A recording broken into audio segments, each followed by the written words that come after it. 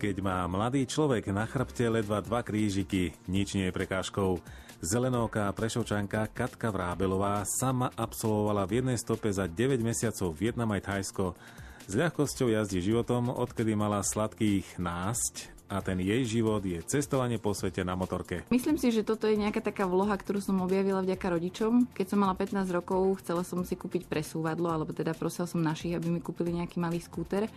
A rozpútala sa debata, na základe ktorej si mamina kúpila motorku 125 a potom som jej už kradla z garáže a už sa to celé tak rozpútalo a dnes má motorku aj ocino, aj mamina mala, takže sme taká celá motorkárska rodina. A na akých strojoch ste jazdili doteraz vy? Tie, ktoré boli moje, to bola 125 Yamaha Dragstar, potom Honda Vigor 650 a V-Strom Suzuki 650. No super, pekné stroje, pekná žena a pekné plány, pekná budúcnosť. Čo chystáte? Chystám výlet okolo sveta, taký rok a pol, dlhotrvajúci. Mala by som vyraziť v septembri, keď všetko pôjde tak, ako má, a tentokrát by som mala ísť na stroji BMW 650G GSO. Sama? Tak vyrážam sama, opäť zase idem sama, ale myslím, že stretnem ľudí, nejaké výpravy a spolieham sa na to, že vesmír mi pošle do cesty ľudí, aby som nebola sama. Skúsme načrtnúť itinerár. V septembri sa rýchlo presuniem do Afriky, aby som stihla pekné počasie. Vlastne mala by som ísť celou východnou Afrikou, čiže Egypt, Sudán, Etiópia, Keňa, Tanzánia, Zambia, Namíbia až do Juhoafrickej republiky,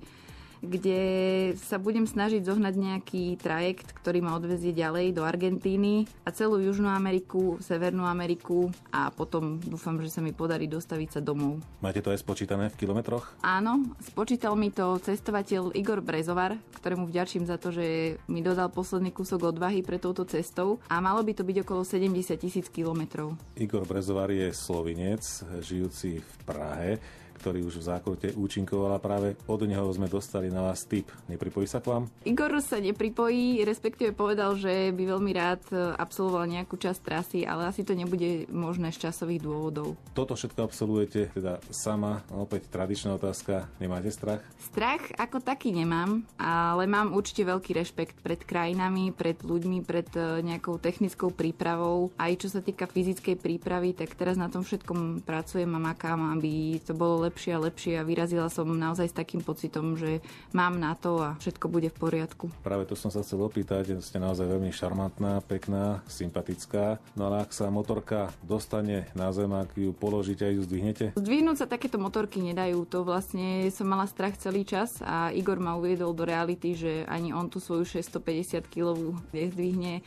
Takže človek sa musí spoľahnúť na to, že niekto pôjde okolo, k tomu pomôže a ľudia sú všade. Budem mať dobrý stan, tak si postavím stan a počkam, kým niekto príde. Takže budete sa aj stravovať vo vlastnej režii? Áno, áno. Motoristiek, vodičiek sa vždy pýtame, čo defekt? Svoj prvý defekt som dostala vo Vietname na malej 125 Kevin Honde a mala som obrovský strach a stres, pretože ma zrazu šmýkalo zľava doprava. Nevedela som, čo sa deje, keď som to zažila prvýkrát a zastavila som na krajnici. Cítila som sa úplne stratená, že teraz určite nikto nepôjde okolo pol dňa a čo budem robiť, sama ani neviem, ako sa to mení, ale behom 10 minút sa z ničoho nič z džungle vynorili 3 ľudia, ktorí behom 20 minút dopravili celý defekt, koleso, ešte mi aj podoťahovali brzdy a išla som ďalej. Tak to bolo taká dôvera vo vesmír, ktorá ma veľmi potešila. Počúvate Zákrutu. 23-ročná Katarína Vrábelová z Bojníc je naturalizovaná Prešovčanka. Kam vôjde, všetko májovo rozjasní. Máganovým prelivom, úprimným bieloskúcim úsmevom a milotou. Mladosť na rozdávanie. Katka Vrábelová je jednoducho neuveriteľná. V 20 rokoch som si splnila svoj prvý sen a odišla som do Ázie, kde som strávila 9 mesiacov. Nepodarilo sa mi odísť na motorke kvôli financiám, tak som si motorku požičiavala, alebo som si ju prenajímala, kúpila som si jednu, ktorú som potom tiež predala. Na tejto motorke, ktorú som si kúpila, som prešla Vietnam až k čínskej hranici, ktorú sa mi nepodarilo prejsť, pretože som bola málo informovaná, že do Číny sa nedá na motorke dostať. Prečo? Prečo majú prísne pravidlá a vlastne môžete ju predať na hranici a ísť peši, alebo kúpiť si ďalšiu motorku priamo v Číne, ale prejsť cez hranicu na nejakom stroji nie je možné. Vy ste jazdili vo Vietname na motorke sama? Áno, Áno, sama, ale po ceste stretnete veľmi veľa ľudí, ktorí tiež jazdia buď opačným smerom, alebo vašim smerom, tak niekedy cestujeme spolu 2 dní, niekedy týždeň. Aký je Vietnam z vášho pohľadu spoza riadidiel? Vietnam je krásna krajina, hlavne sever Vietnamu ma ohúril, boli tam najkrajšie ženy, aké som kedy videla. Naozaj krásne kombinácie takých indiánok, neviem to ani opísať, boli úžasné. A to hovorí naozaj pekná Katarína, ktorá naopak upútala Vietnamcov? Áno, Vietnamcom sa najviac páčilo na mne to, že mám zelené oči, pretože málo ľudí videlo takúto farbu očí. Tak sa vám stále pozerali do očí. Áno, stále mi dávali dole okuliare a hlavne deti sa tešili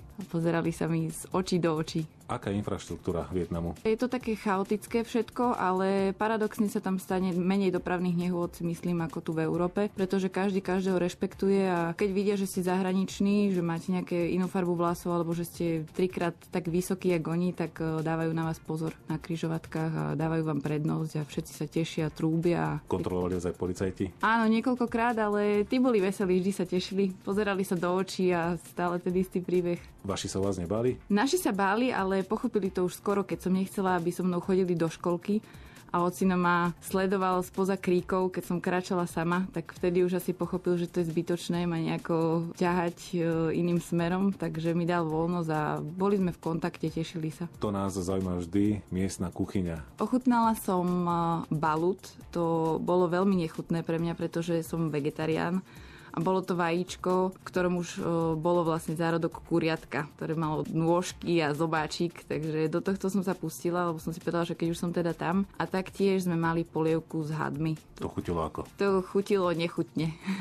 Okrem Vietnamu ďalšia exotika? Ďalšiu exotiku, ktorú som zažila na motorke, alebo teda na skútri, bolo Thajsko. Thajsko je krásna krajina a na skútri je to tiež veľmi bezpečné. Tie skútre sú tam perfektné. To je fascinujúce. To by som odporúčala všetkým požičať si skúter a ísť cez celú krajinu. Možno, že aj väčšiu motorku, dajú sa tam požičať aj väčšie motorky, keď si niekto trúfa. Aké sú miestne zvyklosti v doprave v Thajsku? V Thajsku sa jazdí po druhej strane ako u nás, čo mi zo začiatku spôsobovalo veľké komplikácie, hlavne na kruhovom objazde, ktorý som vždy dávala vlastne opačnou stranou oproti všetkým, tak vždy mi všetci trúbili a trvalo mi naozaj pochopiť to, že do kruhového objazdu sa vchádza inou stranou ako u nás. No my sa trochu nad vami čudujeme, že teda motorkárka naozaj pekná, atraktívna, ale v tých končinách, kde ste boli vy, asi nie je veľkou zriedkavosťou vidieť motocyklistky, šoférky. Nie, tam je to úplne bežná vec. Čo je tam také pre Európana nejaké divoké a divné, to sa mi stala jedna taká príhoda. Jedla som na ulici polievku, zhodou okolností to tiež bolo v Vietname a zrazu obrovský rachot, narazili sa 2 motorky,